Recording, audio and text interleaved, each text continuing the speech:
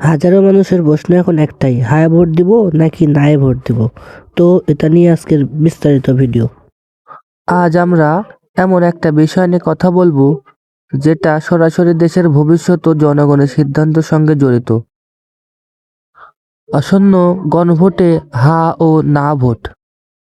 বর্তমানে অন্তর্বর্তীকালীন সরকার জনগণকে হা ভোটের দেওয়ার জন্য প্রচারণা চালাচ্ছে, কিন্তু প্রশ্ন হলো, জনগণের কি সত্যি জানে হা ভোট দিলে কি হবে আর না ভোট দিলে কি হবে? এই না জানার জায়গাটাই সব থেকে বড় সমস্যা। তাহলে চলেন প্রথমে বুঝে নিই গণভোট কি। গণভোট মানে হলো কোনো গুরুত্বপূর্ণ রাষ্ট্রীয় সিদ্ধান্তে জনগণের সরাসরি মতামত নেওয়া। এখানে গণভোটের চূড়ান্ত সিদ্ধান্ত নেয় হা বা না ভোটের মাধ্যমে। এখন প্রশ্ন হচ্ছে, হা ভোট দিলে কি হতে পারে?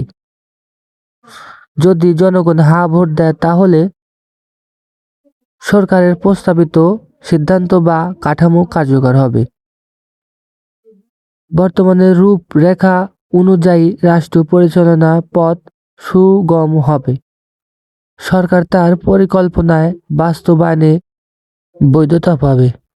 সমর্থকদের যুক্তি, তাদের মতে হা ভোট দিলে স্থিতিশীলতা কমবে, দ্রুত সিদ্ধান্ত বাস্তবায়ন হবে, অনিশ্চয়তা কমবে। কিন্তু হা ভোটের বিপক্ষের যুক্তি কি? সমালোচকদের মতে জনগণের কাছে বিষয়টি এখনো পুরোপুরি পরিষ্কার নয়।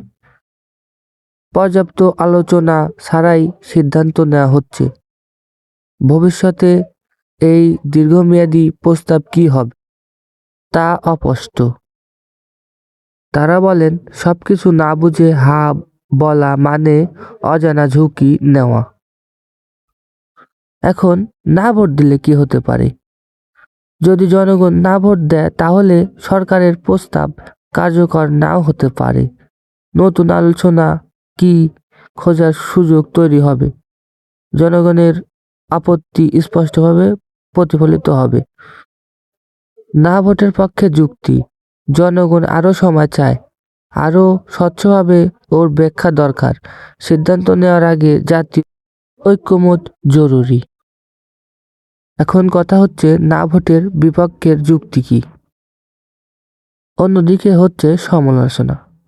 না ভোটের সিদ্ধান্তের প্রক্রিয়া কি দীর্ঘ হতে পারে? রাজনৈতিক আচলাবদ্ধ তৈরি হতে পারে? অনিশ্চয়তায় বাড়ার ঝুঁকি থাকে? তাহলে জনগণের করণীয় কি? সবচেয়ে গুরুত্বপূর্ণ কথা হলো, হা বা না যেটাই হোক, সিদ্ধান্ত হওয়ার উচিত জেনে বুঝে, আবেগ নয়, তথ্যের ভিত্তিতে, প্রতারণা নয়, যুক্তিতে। গণভোট মানে শুধু ভোট দেওয়া নয়, গণভোট মানে নিজের ভবিষ্যৎ নিয়ে সমালোচনা বা সচেতন সিদ্ধান্ত নেওয়া। আজ আমরা হা বা না ভোটের পক্ষে বিপক্ষে সমৃদ্ধ আলোচনা করলাম। কারণ চূড়ান্ত সিদ্ধান্ত আপনারা কোথায় ভোট দেবেন আপনাদের বিষয়। অবশ্যই ভালো লাগলে চ্যানেলটিকে সাবস্ক্রাইব করে রাখবেন।